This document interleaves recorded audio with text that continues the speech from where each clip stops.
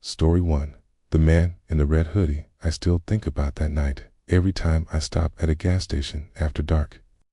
It wasn't anything out of the ordinary at first, just a quiet, cold night, a long stretch of empty road, and me. Driving home after a late shift, I remembered the way the highway lights disappeared behind me and how the darkness swallowed everything except the narrow beam of my headlights. I pulled into a small, old gas station around 1:30 a.m., the kind of place with a single flickering sign, to pumps, and a tiny convenience store that looked abandoned. There were no other cars, just me, the quiet hum of my engine, and the cold air. I got out, swiping my card at the pump. It was so quiet, I could hear my own breathing. Halfway through filling my tank, I noticed something out of the corner of my eye. A man standing near the side of the building. He wore a red hoodie with the hood up, his head tilted slightly down. I hadn't seen him when I pulled in. It was like he just appeared out of nowhere. I tried to act calm, but my hand tightened around the nozzle. I glanced up again, and now he was staring at me, not moving, just staring. His face was barely visible, but I could make out the pale skin and what looked like a faint smile. My heart started to beat faster. I clicked the nozzle off early, grabbed my keys, and got in my car. The moment the doors locked, the man started walking toward me slowly at first, then faster. He didn't look drunk. He didn't look homeless. He looked focused, like he knew exactly what he was doing. I put the car in reverse, but before I could back up, he slammed his hands against my window. The sound was so loud, it felt like it cracked through the silence. I yelled, "Hey, get away!" But he didn't flinch. His smile widened as he pressed his face closer to the glass. I hit the gas, jerking the car backward. He stumbled, but didn't fall. When I shifted into drive and sped away, I glanced at the rearview mirror. He was just standing there again, perfectly still in the middle of the lot, watching my car fade into the night.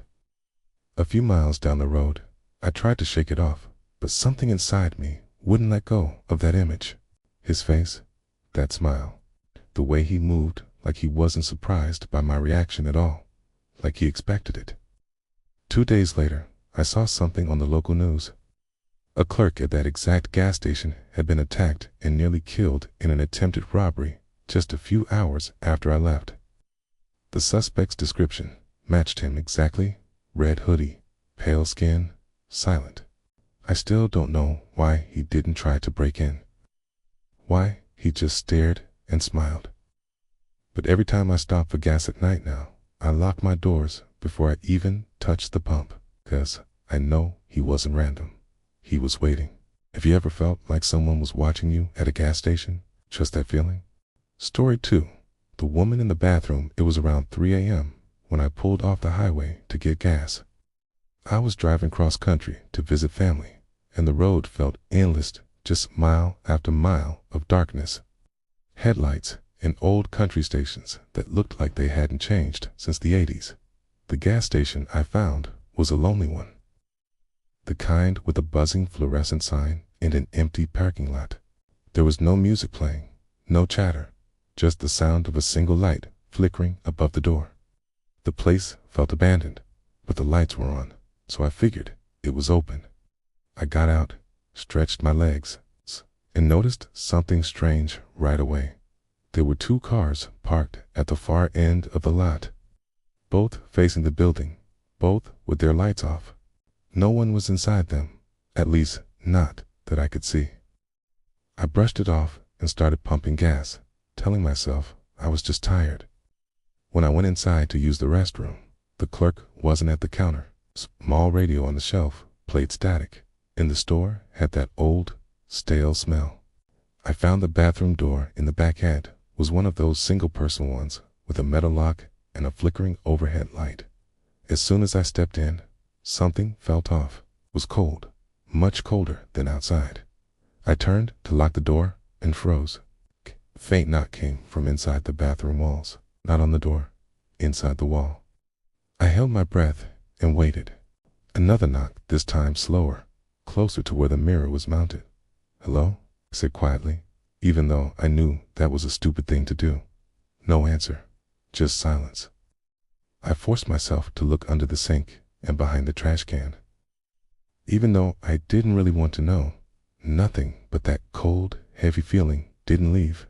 I rushed to wash my hands and get out, but just as I unlocked the door, I heard a woman's voice whisper, "Don't go. I swear to you, it wasn't my imagination." The voice came from behind the mirror. It was soft, almost pleading, like someone trapped. My heart pounded so hard, it made my chest ache. I ran out into the store, expecting to see anyone, but it was completely empty. The clerk was still gone. The radio static was louder now, as if the volume had turned up by itself. When I stepped outside, both cars that were parked earlier had their headlights on now, but no one was behind the wheel. I could feel someone watching me, even though I couldn't see a soul. My hands were shaking as I got into my car, locked the doors, and drove off without looking back. The next morning, I called the station, trying to convince myself I'd just imagined it. But the number didn't work.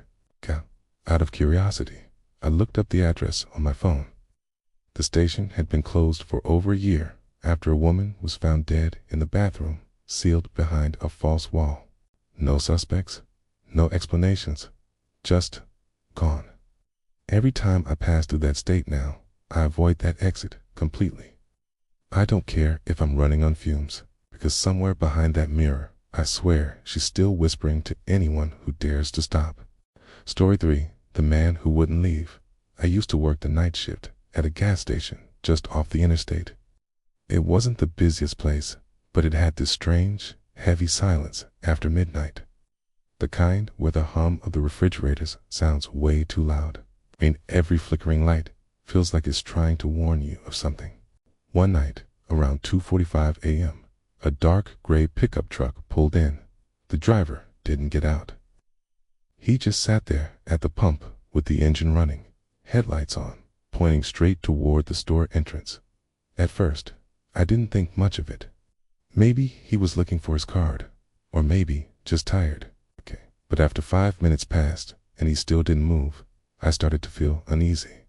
I stepped out from behind the counter and peered through the glass. The truck windows were tinted black, and I couldn't see a thing inside. The engine was still running, low and steady, almost blending into the night. I tried to shake it off and went back to stocking shelves. But the feeling that someone was staring at me wouldn't go away. It was that prickling sensation on the back of your neck, like invisible eyes are fixed on you. 10 minutes went by, still no movement. Finally, I decided to step outside and check. As soon as I opened the door, the truck's headlights clicked off, but the engine stayed on. I froze. I couldn't see the driver through the glass, but I could feel someone in there watching me. I walked halfway toward the truck and called out, "Hey, you need help or something?" No response. It's just the rumbling of the engine. Something in me said, "Turn around. Leave it alone." So I backed up slowly and went inside. I locked the door and grabbed the phone to call the sheriff's department. Before I could even finish dialing, I looked up at the security monitor. The truck door was open. No one had come through the entrance. I would have heard it. My heart started hammering as I scanned the store. Every aisle was empty. The bathroom door was open. Storage room empty. No footsteps, no creaks, just silence. Then I noticed something chilling on the monitor. A tall shadow stood just outside the side wall of the building, not moving. Almost like it was leaning against the wall, waiting. I killed the lights inside, crouched behind the counter, and listened. For a full minute, nothing happened. Then 3 slow knocks on the glass. Tap, tap, tap. It wasn't loud, but it was deliberate. Like whoever it was wanted me to know they weren't in a hurry. I stayed frozen. I didn't even breathe. Another minute. Then another knock. When I finally gathered the courage to peek over the counter, the shadow was gone. So was the truck. The lot was empty. When the sun came up, I stepped outside. There, on the glass door where the knocks had been, were 3 perfect handprints, clean, as if someone had wiped the condensation away with their bare hands. I checked the security footage later. The truck showed up, but no one ever got out of it. One frame, the truck's there. The next it's gone. I quit that job 2 weeks later. And to this day, I never stop at gas stations late at night if I can help it. Story 4. The little girl at pump 6. I've been a delivery driver for years. And you see some strange things when you're on the road at ours. But what happened to me 3 winters ago still plays in my head every time I stop for gas after midnight.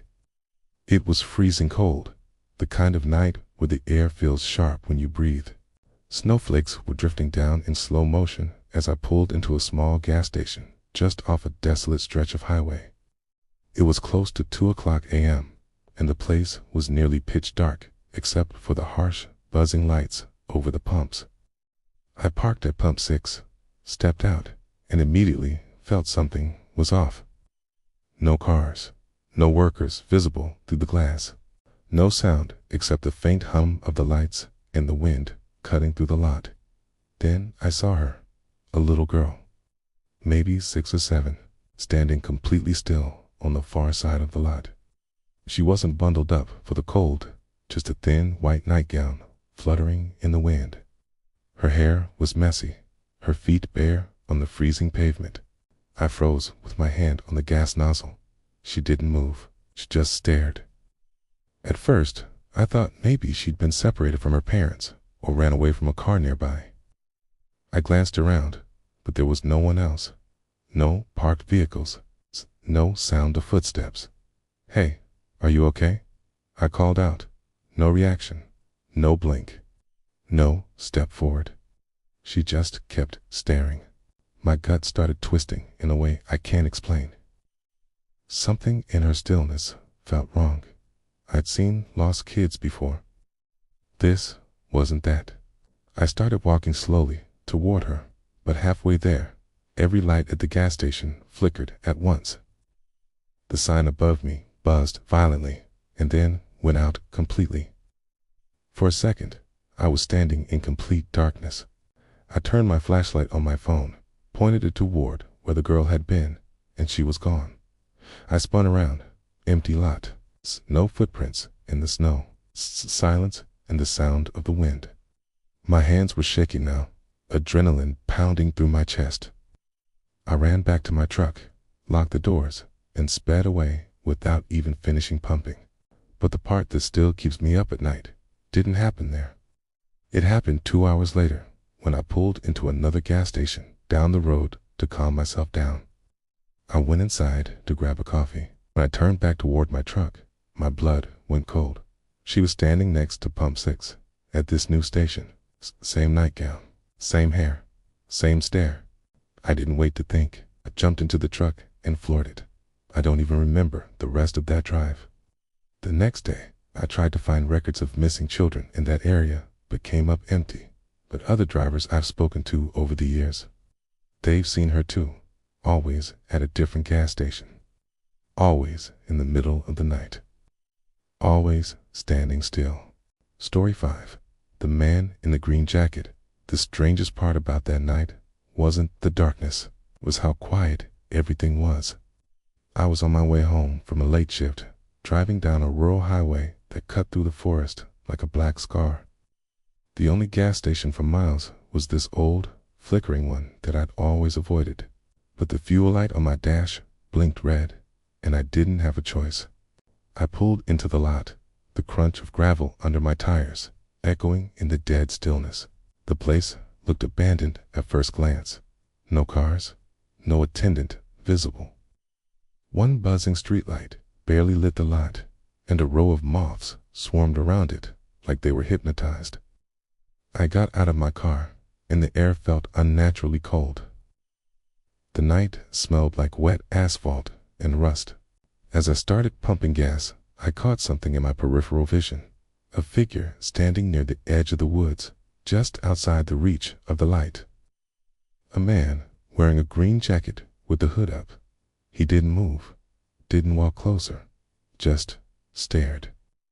I tried to act like I hadn't noticed him. I told myself It was just some drifter or a hunter. The feeling that I was being watched was suffocating. When I glanced back a second later, he was gone. I finished pumping the gas as fast as I could, but when I opened the car door, I froze. The green jacket man was now standing on the other side of the pump, less than 10 feet away. His hood was still up, shadowing his face. His head was tilted at a weird angle, like a broken mannequin. I couldn't see his eyes, but I could feel them locked on me. "Hey," I managed to stammer. "Can I help you?" He didn't answer. Instead, he slowly lifted his hand, "Okay," and pointed directly at my car. Not at me, at the passenger seat. There was no one in my car. I looked, then back at him. He was already gone again, like he'd melted into the air. I jumped into the driver's seat, slammed the lock, and threw it in drive. I didn't even put the cap back on. My heart pounded like it was trying to escape my chest as the gas station disappeared in my rearview mirror. For a moment, I thought I'd left it behind. Then the interior dome light flicked on by itself, and in the reflection of the rearview mirror, I saw someone sitting in my back seat. Okay, the green jacket, perfectly still. I didn't scream. I couldn't. The road stretched empty ahead of me, and I didn't dare pull over. The light flicked back off. And when I finally built up the courage to look over my shoulder, the seat was empty again. When I got home that night, I ran inside and locked the doors. My car stayed parked outside until morning. Okay, but here's the part that still keeps me awake. When I finally checked the security footage from my doorbell cam around 3:17 a.m., it captured something horrifying. The car door opened slowly, and a man in a green jacket stepped out of my car. He turned toward the camera for just a second, then walked off into the dark. And the worst part, I never heard the door open.